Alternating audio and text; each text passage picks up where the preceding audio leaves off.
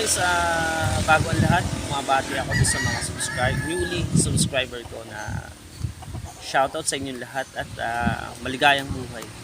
So guys, more winning to come sa ating lahat. So guys, etong bibigay ko na tip na to guys is kumbaga sa disclaimer lang at aking base sa aking experience at dun sa mga sinasabi na talagang kasi hindi natin may iwasan, may mga kukontra tayo.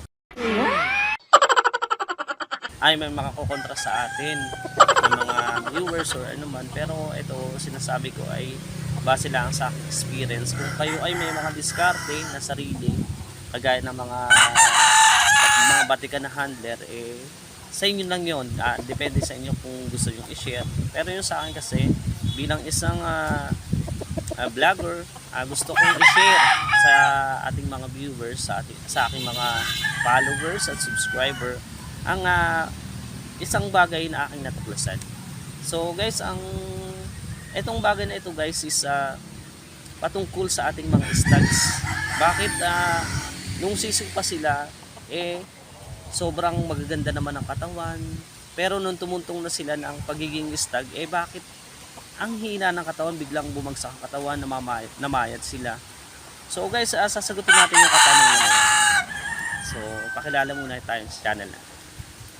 I ain't the type to give up. If I do something, man, I do it till I get what I want. I turn a business out of nothing into something I love. I got a poker face, but honestly, I'm not one to bluff. I flip a switch, never miss, man, I always stay up. So guys, eto na, welcome back. Guys, yun nga ang sagot ko sa tanong na yun guys, ay simple lang guys. Maaaring nagkulang tayo sa pag-aalaga. Kasi meron akong isang kaibigan din na ang gaganda ng ng manok niya. Kumbaga ng kanyang mga upcoming winners. Upcoming winners refers to the, kasi hindi naman natin pwedeng banggitan lagi yan dahil bawal yan kay YT. So, sana maunawaan niyo yung term na gagamitin ko. Yung mga upcoming winner natin guys is kailangan tayong mag-focus sa kanila sa pag-aalaga. Kasi bumabagsak ang mga katawan nila dahil maaring kagagawan din natin dahil napapabayaan natin sila. Pero kung 100% tayo na focus sa kanilang pag-aalaga, ang maiiwasan natin ay ang kanilang pagkakasakit, pagkakaroon ng sipon, o di kaya yung mapasma na tinatawag, yung magutom sila sa loob ng minsan, hindi lang isang araw Tapos ang pinaka the best na gawin natin is on time tayo magpakain sa kanila. So maiiwasan natin yung pagiging payat ng ating mga manok, lalo na yung mga stags.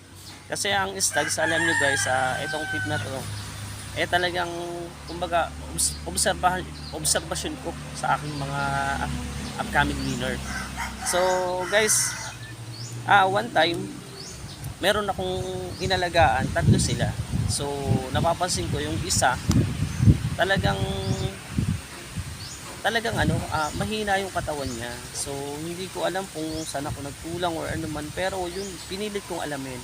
Alam niyo guys, sa totoo lang ang pagkakamali ko doon sa bagay na yun, kailangan ko pala na regular magpurga. Kagaya halimbawa ng sisiw. Ang tip nga pala sa pag-alaga ng sisiw, bibigyan ko din kayo sa mga susunod na videos. Eto guys, balik tayo doon sa topic na ganun, kung bakit ba ito mga stags natin na dati naman ng mga sisiw ay matataba. Guys, maaaring yung pagpupurga nga guys, yung sinasabi ko na nagkukulang ako sa pagpupurga sa kanila. Kasi kahit sabihin ko na pinapakain ko sila ng masasarap na pagkain nila, mga di-plastic pa yan. O, hindi ako nagpo-promote ng brand pero ang pangapakain ko guys is the developer. Since sisiw sila guys, hindi ako nagpapalit ng brand for stag developer 4 months, stag developer 4 plus kapag sila ay stags na. So yun talaga guys yung pinapakain ko, kasi subo ko na yan guys. Sabi ko sa inyo, medyo mahal na pakain, pero wow, ang katawan ng manok nyo, makikita nyo bulto. Pero yung balik tayo sa problema na gusto kong i-share sa inyo.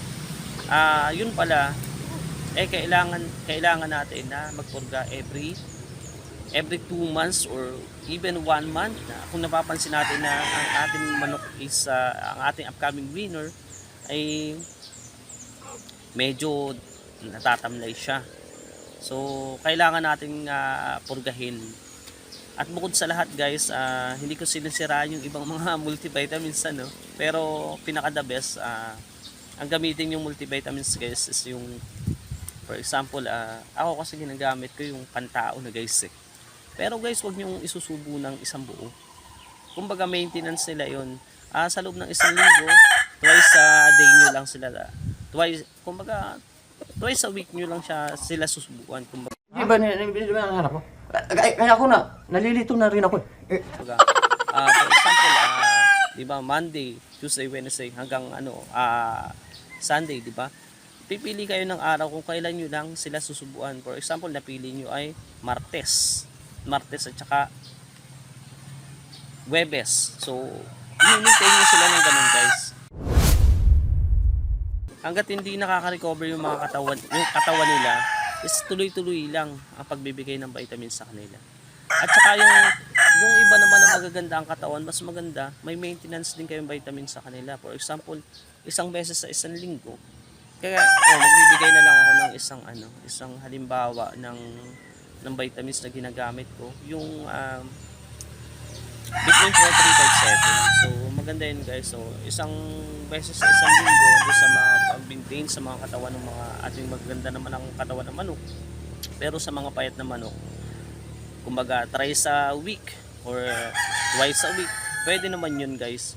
So guys, balik tayo dun sa topic na ganun. Ang gagawin nyo, purga nyo, paliguan nyo guys. Siyempre paliguan nyo, may shampoo yung nakatanggal ng mga kanot-kanot at mga puto nila guys. Maaaring ganun guys kaya sobrang payat nila. Tapos guys, ang isa pa, simula pagpapakain, ang gagawin nyo is kunti muna ang pakain mo. For example, start kayo sa 20 grams. So mapapansin nyo kasi pihikan na rin sigurado yun eh, kaya hindi sila tumataba kasi pihikan. So 25 grams, akit ka sa 25 grams.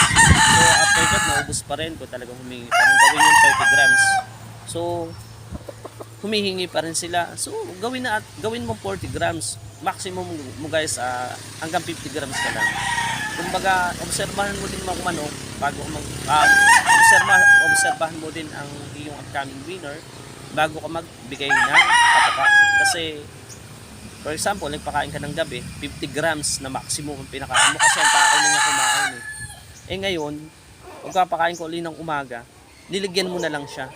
So, syempre, kakain na naman siya ng ganun. Pero ang hindi mo sinalat yung tingka niya.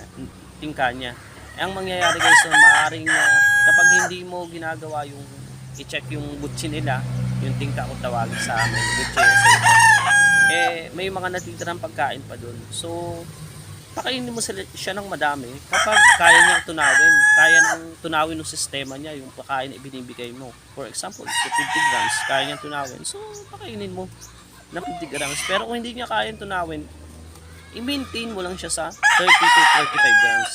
So, yun talaga naman ang ideal na pagkain ng isang upcoming winner natin sa araw-araw. So, at saka isa pa guys, huwag kayong matakot na babara ng tubig guys. Lagyan ng painuman. Kasi guys, sa totoo lang 100% guys, yan ang kailangan ng ating mga upcoming winner para tunawin yung pagkain yung sa sistema nila. Sige po, kuya. So, ganun. Okay, dahil kung ilalaban naman natin sila sa mga darating na event, ay pwede natin silang bawasan ng moisture. So, yun ang back to the topic tayo. Yun ang payo ko. Huwag niyong tipirin sa tubig yung mga manok ninyo. Yung mga upcoming winner ninyo. Kasi, yan guys, kung kailangan nila yan. Lalo na kung halimbawa nagpapaganda sila ng katawan. Kasi moisture yan eh. Kung titipid din natin, for example, ang dami nating ipinakain sa kanila. Papainumin lang natin sila na hanggang 3 dips lang. So guys, sobrang bitin na bitin yun. So, mulangga. So, yan guys, sobrang hindi kaaya-aya sa manok yan. Mapapansin mo yung kanilang droppings is talagang sobrang tigas yan. At ang isa pa dyan, mahihirapan sila talaga magtunaw. Promise yan. Subok ko na yan. So guys, ang isa pa guys na pinaka-effective din na ginawa ko noong time na yun, yung pwedeng gawin nyo rin sa inyong manukan, may tinatawag yan sa dila na pipita kung tawagin. Kumbaga sa ibang term, tula. Sa may dila nila napapansin mo na parang ano siya, may plastic na nakabalot sa ilalim. So, kauna-unahan bago yung process na ganun, kailangan tanggalan nyo muna sila ng ganun. For example, naliguan nyo na sila. Napurga nyo na sila. Unahin nyo muna, purga. And then after ng purga, ligo. So, pangatlo, tanggalan nyo ng pipita or yung tula sa dila. So, mapapansin nyo yan, medyo tatamlay talaga siya lalong kumain kasi masakit yun pag tinanggal. Pero, later on, babalik yung gana niya pagkain at mas malakas pa siyang kumain sa mga darating na panahon kasi natanggal na yung pinakang obstacle sa dila na yung masakit yun pag kumakain sila. So, yun guys, basta regular lang na pakain. Alam mo, for example, napakain ka ng 7 o'clock. So, i-maintain mo na 7 o'clock. Kasi ang manok cycle, yung cycle for example, nasanay sila ng 7 o'clock sa umaga. Nasanay sila ng 5 o'clock sa hapon or di kay 4:30. Pwede na mo. Hindi naman masyadong maaga yung 4:30. Pwede na yun kasi sa akin ganun na yung bracket na ganun ang pagpapakain ko sa manok. So, yun mo guys, kumbaga, on time mo. Halimbawa, 7 o'clock, 7 o'clock, 7 to 7:30 AM or 4:30 to 5 PM. Yung ganun guys, nasa bracket siya. Kumbaga, para yung mga manok ninyo is hindi siya nasisira yung circulation ng sistema nila. Kasi for example, ito ba naman na tao, kain naman tayong tao Kakain tayo ng alas 6 ng umaga. Tapos ang kain natin na sumunod na ng tanghali is alas 10. So sumunod natin is kain is 9 o'clock. So kinabukasan uli, ang kain natin naman is kakain tayo ng almusal ng alas 9. Tapos yung tanghalian natin alas 2. Tapos yung pinakang natin, hapunan natin is alas 6 ng hapon. So guys, parang hindi balance, di ba? Ako sa totoo lang, kumbaga ang experience ko din sa ganyan, yung katawan natin, yung sitwasyon natin, ay ilagay natin sa manok, yung sarili natin, kung anong nararamdaman din nila. Kasi guys, din sila parang tao din naman, hindi lang sila nakakapagsalita. So guys, yun ang pinaka-tip ko sa inyo guys. Pinaka-unang tip, ulitin natin, recap tayo. Purga muna tayo guys sa unang araw. Pangalawa guys, is paliguan mo guys. Pagkatapos ng paliguan guys, tanggalan mo siya ng tula doon sa dila, yung pipita. So guys, ang pipita na yun guys is gumamit lang kayo ng abok, ng sigarilyo or di kaya kahit yung mga abok lang kahit sa papel guys, para hindi lang maging madulas yun sa may gila nila. So disclaimer lang kasi alam ko may mga iba't ibang paraan din ng pagtanggal nun, pero yun ang alam ko at subuko na yan. So tapos maintain nyo guys ang pakain sa oras. Pag nagpakain kayo ng 7 o'clock ng umaga, sanayin nyo sila sa ganun, at sa hapon 5 o'clock ng hapon, sanayin nyo sila. Huwag nyo i-skip ng ganun na iibahin yung oras para yung manok is, yung sabi ko nga cycle, masanay sila ng ganun. At pinaka the best guys is babaran nyo sila ng tubig sa araw-araw, lalo na pag may init ng panahon, kailangan nila yung tubig para pagtutunaw ng pagkain. So sigurado guys, sa loob ng 1 linggo, na yan guys, makikita nyo guys yung pagkakaiba sa katawan nila. Kumbaga may may resulta na. So guys, sa tip na yan, bigyan nyo ako ng update sa mga manok ninyo kung gagayahin nyo yung tip ko na yan. So guys, don't forget to like, share, and subscribe to my YouTube channel. At saka guys, we're willing to come to us guys sa mga upcoming events. Sana manalo tayo lahat. So thank you for watching to this video, and bye bye, God bless. It's only worth it if you work for it. It's only worth it if you work for it. I won't stop till they hear Hey me guys, now. do you like the video? I won't If stop yes, till I please wear don't the forget to crown. subscribe and like the video. It really means a lot to me. Thank you.